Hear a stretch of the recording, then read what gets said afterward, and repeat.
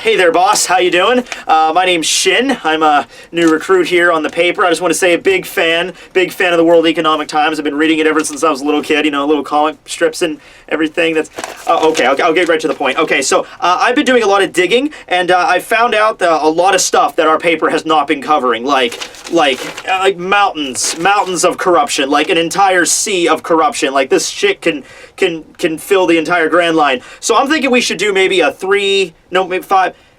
18-page issue just on the world nobles alone, because there are massive amounts of corruption with them. I mean, they're allowed to go around and just kill people and just do anything they want just because they're related to the people that founded the government. That doesn't seem right. That sounds like a massive amount of corruption there. That needs to be turned over right away. And that's our job as journalists, right? To expose the world for what it really is, you know? So, big expose on that. The Marines. I mean, come on now. I mean, it turns out, I've actually been looking at the numbers, and I've been looking at, like, eyewitness testimonies and stuff, and I think it's Luffy that really defeated Crocodile, and the Marines then covered it up to save face, and, like, that's not fucking right. I mean, that throws the entire world upside down. Maybe the pirates are the good guys. Did you ever think of that? So that needs to be exposed, and okay, and I know there are bosses and our great, like, lords and everything, but the Gorosei. I mean, I just don't get it. Like, why? Why are we covering all this shit up? It doesn't make any sense. The world needs to know this, and it'll probably throw the entire world into upheaval and craziness, but that's our job, right? I think the revolutionaries actually might be onto something here.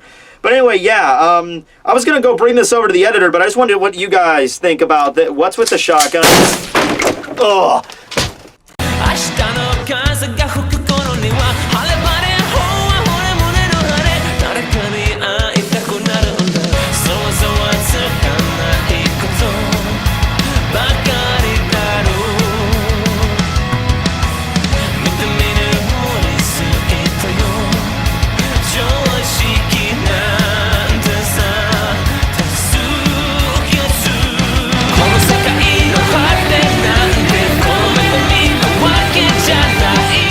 Hey everybody, Tekking101 here, and welcome to One Piece, Chapter 861 review titled The Consummate Actor. Oh, consummate, yeah, you know what that means, right? It's like, you know, having sex after the marriage, you know, getting it on to really cement in the marriage. Yeah, okay. I don't really know why it's called that, because I guess the consummate actor in that case, well, actually it could be referred to as Pudding or Sanji, depending on the context, you know, because they're both kind of acting to play a role at this point. But consummate can also mean with a lot of style, with a lot of, like, precision or flair or gravitas, that kind of thing, to perfection. So, you know, take that whatever you will. So the chapter begins, we're outside the tea party where the fire tank pirates are using security. They're not actually in the tea party yet, they're just hanging out by the gate letting guests in. We also see that massive candy escalator that Sparrow made last chapter, and it's beginning to dissolve. So it's essentially making it so no one can leave the tea party if you haven't gotten that yet. Like, okay, the giant staircase is beginning to dissolve. It's funny because the kids are all there,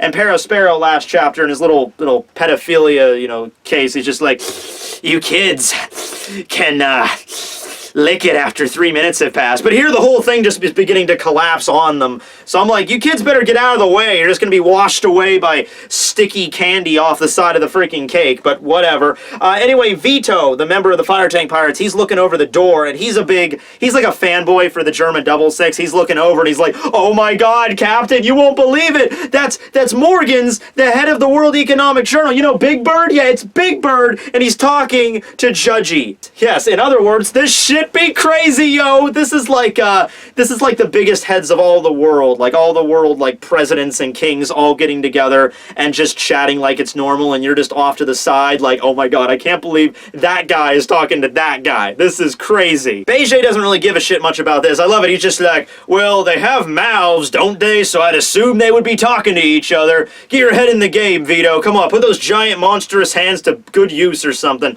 So anyway, Vito goes on to explain that they're all the members that are part of this, and we basically get a rundown of, like, the strongest members of the Charlotte family as kind of a refresher. So of course the eldest son, Sparrow, is there, who we saw last chapter, but we also get to see the eldest daughter of the Charlotte family, the Minister of Fruits, Compote, and she looks like a, you know, large woman. She's got like a giant fruit bowl on her head, kind of like a Macarena kind of person. So that's pretty cool. Also, I want to bring up, he mentions the sweet commanders next, you know, like Dogtooth or Katakuri is there, Smoothie's there, she's the 14th daughter. You know, Katakuri's the second son, and then the third son, Daifuku, and the fourth son, Oven. They're not sweet commanders, but you know, Smoothie and Katakuri are. We don't see what's up with Cracker, so either he's there, they just haven't mentioned him yet, or he's still recovering from his battle with Luffy, but I'm sure he's not dead. I'm sure he's still around somewhere.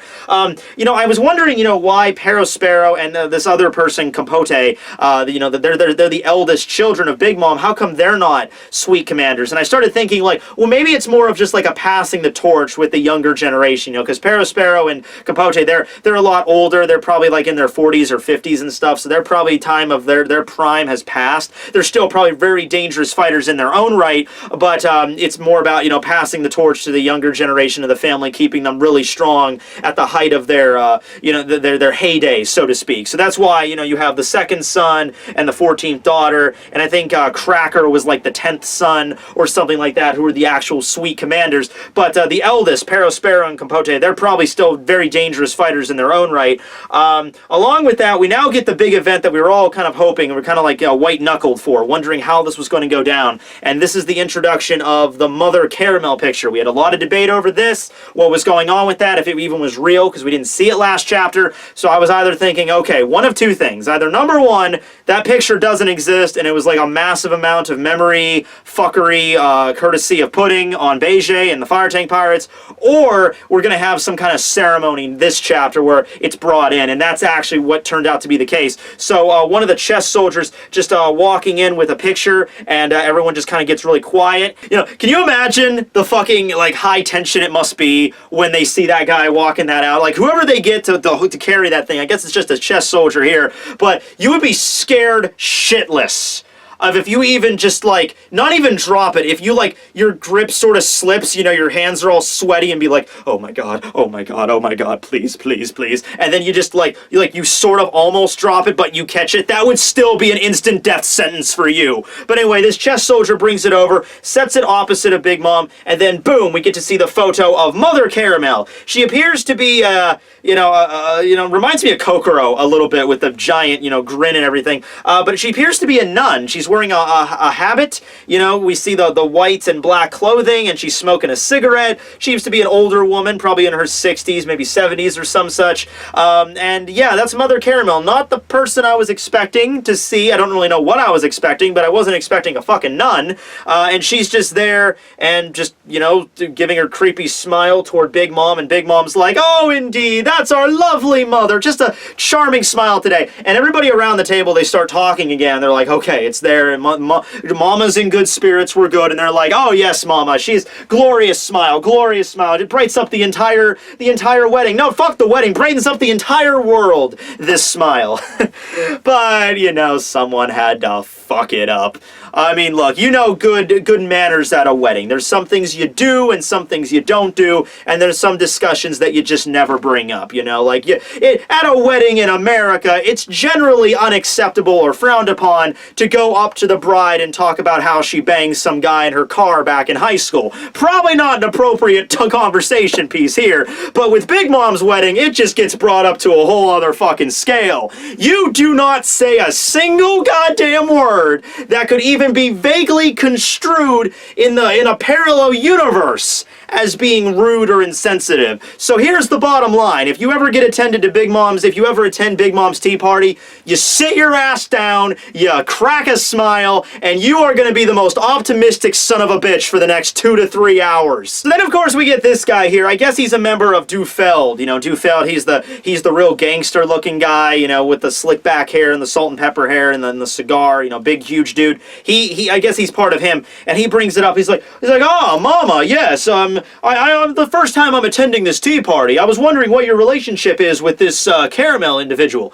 And, yeah, it doesn't end well for him. He basically gets a death glare and a dose of Conqueror's Hockey, like, right in the fucking face, because Big Mom just stares right at him, like, really close, and like, do not presume to trespass upon my memories!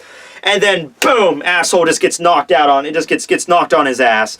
So, that's pretty much how that goes. Don't bring it up, don't question it, don't do anything about it, alright? That is the picture of Mother Caramel, and that's all you need to know. Now there have been some theories here going on. I did a video with discussion video with Rogers Base and a bunch of other people the other night.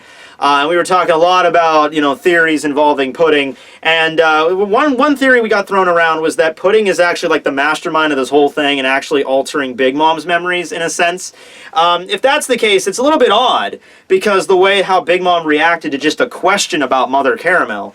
Like, don't presume to tress upon my memories. Like, don't even try to understand. It just seems weird. It seems like something that Pudding could have, like, added to her. Like, you get really pissed if anyone even brings up Mother Caramel in that context. I don't know. It just feels weird, Because Mother Caramel is Big Mom's benefactor. It's the person that I guess, saved her at one life. So you think if there was any person that she'd be cool with talking about, be like, oh yeah, Mother Caramel, this person is amazing. Let me tell you why. Like I'll tell you a story, But that's not the case. It's just like, okay, here's a painting of her or a photo of her. Everybody has to respect it, but I'm not actually going to tell you why. Of course, Big Mom's a Yonko, so it's not like she owes an explanation to anybody, but I just thought it was a little weird. So with that being the case, Dufeld and Stussy and all the other people in the underworld, they start bringing in their gifts to Big Mom. Morgans is there, Uwe, Drug Peklo, they all bring in stuff for Big Mom. And Big Mom's, oh my god, what is with that? What is with this? Really? That's just...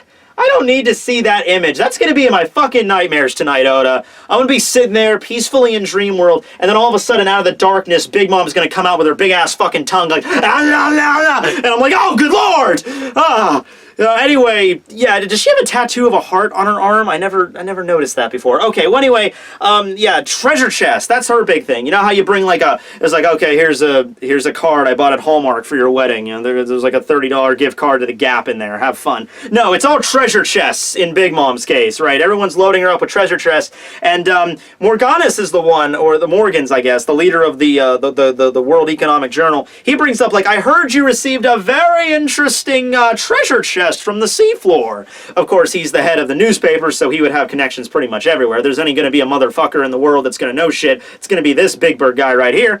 And, yeah, so we find out a little bit about the Tamatebako, the sacred treasure chest that was found in the Ryuga Palace of Legend. This is actual mythology, if you can look that up. But, yeah, so the Tamatebako is weird in the One Piece universe, though. Okay, so during the Fishman Island arc, I think it was mentioned first by Vanderdecken. Vanderdecken in a flashback, he was thinking of like ways that he could use the Tamatebako to get Shirahoshi from a child to an adult. And then, he can do that. That's how he can institute his plan there. But that didn't really work out. Later on, it was revealed that what was inside the Tamatebako was actually the energy steroids, the pills that Hody and the new Fishman Pirates used to get all buff and strong. That's what then get on the par with the Straw Hats. Well, not really, but that's how Oda's like, okay, well, I can't have the Straw Hats take them all out, so I need to have some method of them getting at least a little stronger, to justify it. But here's the Tamatebako here. Now, at the end of the Fishman Island arc, Luffy and Zoro and Sanji, they had a bunch of treasure from Ryuga Palace that Neptune gave to them because he was so generous for them saving the island.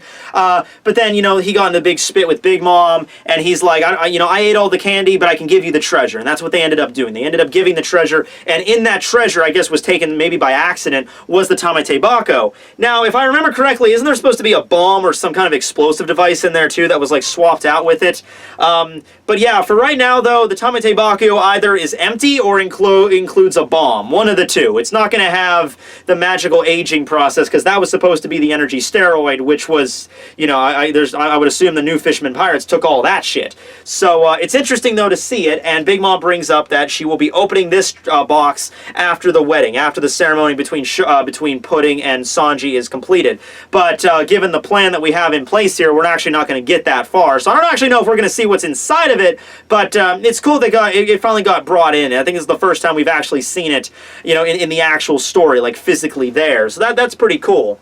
Okay, so next we have some members of the Fire Tank Pirates arriving. I think they were pretending to be chefs, or maybe they were like the cooks of the Fire Tank Pirates that were working in the kitchen trying to get the cake being completed. So they show up and report to Beige about what's going on and everything. and they talk about how they blocked off all the corridors on the way up there, as well as they placed a horned Den Mushi to block radio transmissions. So the wedding hall is now completely isolated. There's no way out, and they're pretty much locked in right now. Well, I guess there is a way out. You can jump over the side, but unless you have some ability to fly, or if you're made of some sort of elastic substance, I don't know how you would be able to survive that. But yeah, it's interesting here. They bring up the horned Den Mushi. Now, we've seen a bunch of different varieties of the Den Mushi. We have the black Den Mushi, which is able to wiretap, and then, you know, so it's overhearing other Den Mushi's calls. It's an interceptor. And then later on, we saw Dragon use a white Den Mushi that was able to prevent the effects of the black one. But here we have a horned Den Mushi, which I believe is able to just completely block or jam the signal, okay? So, while the white Den Mushi just prevented wiretapping, this one works as like a cell phone jammer in just a general sense. Like, nobody can use Den Mushi while you have a horned Den Mushi around. Maybe it outputs like an opposing signal or some such like that. So that's interesting. We found out how that works. A weapon that would be very useful for the mafia, like with Beige. So that's pretty cool. All right, so he commands them to go change and get ready, and now he asks for Caesar to come out. So he uses his castle powers, his Shiro fruit, and Gastino appears out of Beige's castle, and he has a big-ass mirror with him, and he's like, okay, so this is the entrance to the tea party, cool. Beige's like, okay, go hide that mirror somewhere and get ready, because the second that you hear the screaming of Big Mom, you're going to be able to use you can fly, because that's your devil fruit abilities, use your abilities, hop over the gate, get in the tea party, and then use your mirror and use the mirror to get everybody out. I mean, it's not like a very high decibel noise, like a screech let out by a Yonko would be able to shatter the mirror or other cups of glassware in any way. That probably won't happen at all. Maybe it's a special mirror. I don't know. But he tells them to plan there, so hide quickly. So the next thing he does is it's actually funny. Okay, so you have the door right there, who's also a homie. The door is observing all of this. And I'm just sitting there like, guys, the whole point of a lot of the homies in Totland is that for reconnaissance. I mean, you have some used for battle, but a lot of them are reconnaissance. You know, like, I'm just gonna, like a soul settles in a fucking, like, hat, or a barrel, or a box, and then, you know, it can be used as an information network. And you have a giant door right next to you with a face on it that is seeing and hearing everything that you are saying, and also can talk itself, as in, hey guys, these guys are trying to ruin the tea party out here. And so they just take one look at the door, and Beige's like, looks like it's time for us to off that door. Like, slam it shut. And then he just cuts off the fucking face and whittled it down a notch or two, and that's it. So I feel kind of bad for the door. What did the door do? That door, man. That door got it worst in this entire series. So Beige now asks, okay, what's the status of the Straw Hats? They must be all getting set up, ready to go, right? And they're like, just check. Well, they're in your castle, so go check. So Beige appears inside of his castle, and sure enough, Luffy, Sanji, Brook, and Pedro, they're all asleep. They're all passed out at the table, and then Jinbei's the only one that's awake, although he does look a little bit haggard himself. And, you know, Beige's like, what the fuck are you doing? It's 30 minutes, guys! 30 minutes until showtime! What are you doing sleeping? And, Jinbei's just like, oh, come on, man. They pretty much haven't had a chance to rest since they got here. Just let them sleep for a little while, even if it's only for, like, you know, half an hour or whatever. And he's like, I'll wake them up 10 minutes before. It'll be fine. We do this kind of shit all the time. It'll be good. And then Beige's like, oh, you motherfuckers, you better not wreck this. Okay, I'm leaving it to you. And so he leaves. I'm actually kind of a little bit disappointed because I thought everyone's thinking Luffy's going to hide in the cake, right? Well, how's he going to hide in the cake if he's asleep here? You know, it's like he might have another entrance planned. I think the cake might be too obvious. Just saying. Might be something else we're going on here. Now we cut back over to, Pudding and Sanji, yeah, in the bride and groom's room. Now this is actually something interesting because it's a little bit different than how weddings are in America. A long-standing tradition in weddings in the United States is that the bride and groom are not allowed to see each other before a wedding. That's considered bad luck. That's the case with every wedding that I've ever been to, anyway. But the case here is, I guess, it's a little bit different in Japan, or the cultural differences, because in this case, the bride and the groom are actually waiting in a room together, waiting to enter together. So they're in a room together, and this is the point where, you know, we saw Sanji last chapter, and he was looking all cool and just kind of, you know, stoic. And in this chapter, he can't maintain it. It's like he has trouble turning it off, because Pudding is like, she's pretty. I mean, she put on all the makeup. She's wearing a nice dress, you know, and everything like that, putting on the cutesy. Like, it's like, because she doesn't know that Sanji knows she's a bunt yet. For those of you that weren't up to speed with the last review, it is a bitch and a cunt. You get a bunt. There you go. And she just, you know, they're talking, and Sanji's like, oh, it's kind of like a dream I'm here right now. I never thought I would be here. All this crazy shit's going on. It's like a dream to me. And then Pudding's like, well, is it a good dream or a bad dream, Sanji? Kun, I don't know. And then Sanji's, you know, he's looking at her and he's like, oh my god, he's so cute. Okay, Sanji, pull your head out of your dick for a second. You gotta pull through, okay? I know it's hard. I know she's sitting here right next to you. She probably, you know, got the hair all done, cutesy, you know, has this disarming kind of, you know, air around her, boobs probably pressed up in the dress. I know she's probably a 9 right now. But listen, you really gotta pull your shit together and not get shot in the face, alright? Do not get shot in the face for this bunt. She's not worth it, okay? You get shot in the face for Nami or Robin. They're worth it. Not her, okay? But, so he kind of like pulls it back, but then he starts like grimacing like, wait a second, wait, maybe all that shit about her shooting my sister in the leg and threatening to kill my entire family and shooting me in the head and pretty much destroying any hope I had of returning to my crew. Maybe all that shit was just a dream. Maybe I was just imagining it. She's too cute for that. And so, he goes on to stammer again. He's just like, oh, well, you know, because she's like, oh, what's going on? What's wrong? You seem a little bit flustered. And he's like, oh, no. I was just wondering about, our big kiss. Yes, you know, it might be a little embarrassing to do that in front of everybody, right? So I might just kiss you on the forehead, you know, would that be okay? And it's funny, because Sanji's usually such a suave guy, and in this chapter we see all the weird contorting faces and the nose it's drawn. It's just like, yeah, kiss you on the forehead, huh? And then Pudding, you know, turns her head, kind of winks and does the little finger thing that I don't know why it's a turn on, but it totally is. It's like, kiss me on the mouth, silly. Sanji, bear it together, bro. Oh, god damn it, no. Oh, it was too much. It was too much. Why? Why did you have to do the finger thing? Why did you have to wink, Pudding? You clever, deceitful bunt! Ah! She's got the skills to pay the bills, guys. She's got the skills. Alright, well, if you had any other... If you yourself was sitting there reading this, thinking that maybe Pudding wasn't such a horrible person, maybe it was just a dream, maybe she really isn't. No, you see a panel with her half and half, actually, where one half of her is what she's actually saying, and she's crying. She's like, oh no, Sanji, no, he passed out from the nosebleed. He hit the wall. And then you see the other side, which is like her inner self, like, the hell is with this fucking pervert? I want to kill him right now. Yeah, so, yeah, that's don't fall for it. Don't pull a Sanji. Don't worry. Sanji, he can do this. I think he can get himself together here. Okay. So the last 2 pages of the chapter are actually 2 double pages. They look pretty fucking awesome. One page is just showing the Vinsmokes as well as the entire tea party. You know, Big Mom sitting at the table. You know, she's drinking tea. She's having a good time. Zeus and Prometheus are there. All the treasure chests are gathered up behind her.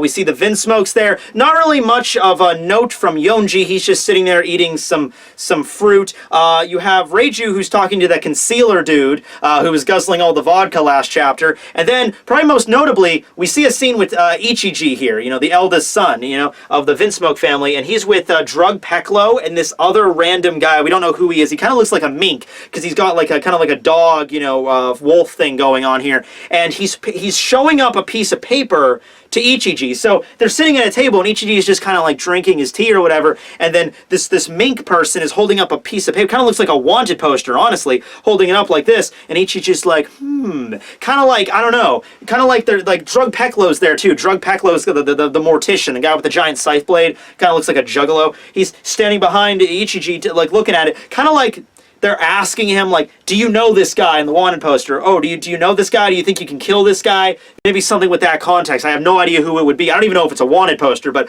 probably the most interesting thing there out of everything. But yeah, no, that's the tea party. Now it's time to get to the main event, though. The marriage de raison, which is like the marriage of convenience, or marriage of, it's an arranged marriage that's going to be, bring two families together. That's how marriage actually used to be way back in the day. That's how most people did get married, just to connect, things together. But the big event is here, so we have an MC get on with the fucking, microphone, and it's like, oh, union of the most despicable family and the most powerful, Yonko, getting together and having a, this will be the ultimate union of the underworld or some such like that. And then boom, we have Zeus appear with a giant teacup on his back, and on the back of the teacup is Sanji and Pudding arriving at the wedding. Everyone's cheering, Big Mom, everyone's there shouting to the skies, hands up, applaud, applaud everybody, the dizzying beauty of this party. The main event is here. And the last scene of the chapter, we see Sanji with still the goofy face and the nose, and Pudding, she's crying it's like, I'm so happy to be next to him. Ah, that bullet is gonna feel so good going into your head, Sanji. Sanji. And the last panel is Beijing there. He's like, that bastard, he's getting way too into acting in this role. And now, the blood-drenched wedding begins now! Well, not now, a week from now. Well, not a week from now, 2 weeks from now, because in typical Oda fashion, we'll be on hiatus next week. Whatever. It's fine, it's cool, it's gravy, it's whatever. Okay, so, what do we learn from this chapter? Well, there's no way fucking out of this wedding. The coaster's gone. All the doors are blocked out by the fire tank pirates. So there's no getting out of this wedding. Luffy and the gang are still within Beijing, so keep that a little note there. Beijing also noticed that the second that he steps in this party, the plan is on. There's no turning back. Point of no return. So he's already in the wedding. I think from the perspective I get here, he's already in the wedding, and the Straw Hats are inside him. Now, I actually see that as kind of a problem in a sense, because it would be one thing for the Straw Hats to go away and then appear at their own leisure, but now that the Straw Hats are inside Beijing, how's that gonna work? Because if they just all appear at the same time, that just means they're all clumped together and they're a big target, if there's a massive shootout in Beijing, it just seems impractical that they would do that. But we don't really know what's going on with that yet anyway. Although Luffy doesn't seem to be that concerned about it. None of the Straw Hats really seem to be that concerned about it. Even Jinbei is like, nah, 10 minutes beforehand, we'll be good. We'll be good to go there. So yeah, next chapter is probably going to be the actual wedding ceremony itself, and then we might see shit starting to fall apart at the end of next chapter. It's going to be probably the wedding ceremony. Everyone's going to get in order, and everything. I don't know if it's going to be like a typical wedding, like a bride's side, groom's side, or everybody's just going to be staying at the tables or whatever. And at the front of it, you see Sanji and Pudding there, and it's like whoever, let anyone that would disrupt this union speak now or forever hold their peace, or something like that. And I don't know, there's something might be with that, so keep an eye out for that. And then, of course, at the end, it'll be like, you may now kiss the bride. And then that's when shit gets heavy. That's when, it goes slow-mo and every panel's, a millisecond, dun, dun, dun, dun, dun, dun, dun, dun. And then, everyone just stands up ready to go because we got, 5 different plans going on at the same time here at the exact same moment. It's gonna be nuts. It's gonna be nuts. I love this chapter, big setup. I love the last two last two double spreads that really, brought us in the mood of how big this event's going to be and how it's starting now. So Sanji, I don't know if you're acting. I mean, the whole title of this chapter was the consummate actor, but the way that I don't think it's like Sanji just playing this up this angle of being a pervert, because we actually heard his inner dialogue. He was actually thinking to himself, maybe Pudding isn't such a bitch. So if he was an actor, then he wouldn't have been thinking that. He would have been thinking, oh, she's a total bitch, but I'm gonna pretend to act like I'm just a pervert with a bloody nose, So that's a little weird, though. I still think that was probably referring to Pudding herself there, being all flirtatious with Sanji, oh, Sanji, yeah. I can't do it well. Well, maybe I can. I don't know. What do you guys think? Who do you think did it well? Pudding or Tekking? Hey there. I don't know. But yeah, I'm pumped for the next chapter. It sucks it's going to be 2 weeks, but we're going to be getting there. And look out for some other One Piece videos from me. Look out for, my Brook discussions coming out soon and some other good stuff we have. So I hope you guys enjoyed the video. Hope you can bear the next 2 weeks for the wedding ceremony. I should probably get ready for that. I should probably get a new suit. I should probably get a cake. Some shit back here. I don't know. It'll be good. I'll think of something. I'm clever. Okay, thanks you guys for watching. This will be Tekking101 signing out.